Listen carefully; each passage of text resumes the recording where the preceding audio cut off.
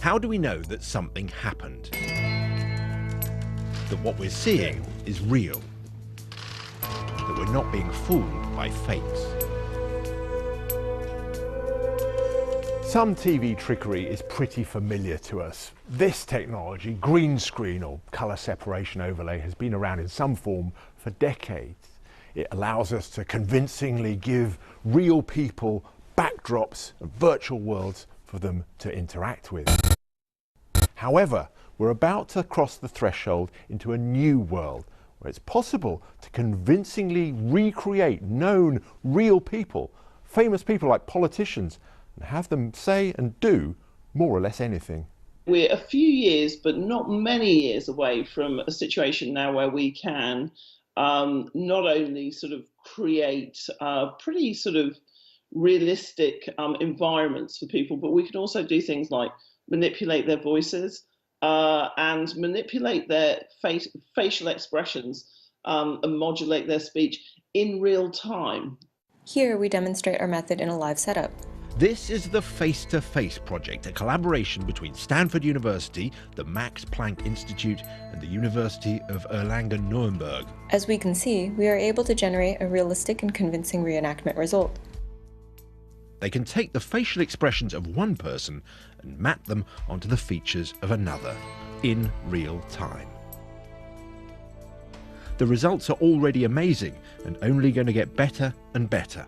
It seems that they are being developed with a specific ethical framework that help them to actually assess before the technologies are developed the actual implications of the technology in society. It's the perfect environment for fake news, for a widespread dissemination of fake news. We've had faked photos for decades. This hugely damaging image of John Kerry supposedly sharing a stage with Vietnam protester Jane Fonda was actually a composite of two images.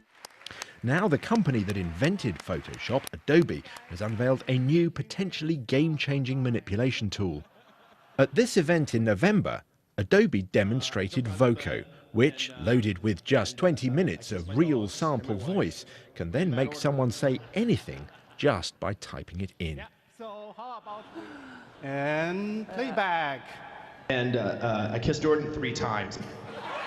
Adobe say the altered audio will be watermarked so that fakes are easy to spot, but that may not stop them spreading.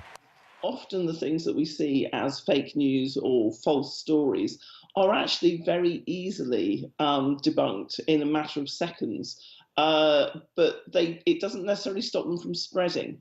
Partly because I think the mechanisms now are so quick in terms of how virality is created online, but also because people believe what they want to believe. But is there a flip side to this technology? If it makes the fake seem real, what does it do to our perception of the real? Will it allow those intent on deceiving us to dismiss cold, solid, hard video evidence as mere trickery? I'm not going to give you a question. Can you state categorically? You are fake news. Sir, go ahead. Can you state categorically? It becomes a term which can, again, just be very sort of used by anyone who wants to call out something that they don't like and spread doubt about whether or not it's true. And when you have a high level of distrust in stories and you have a high level of distrust in institutions, which we do at the moment, then a term like fake news becomes almost meaningless because it's deployed in so many ways which actually describe things that are perfectly legitimate and true.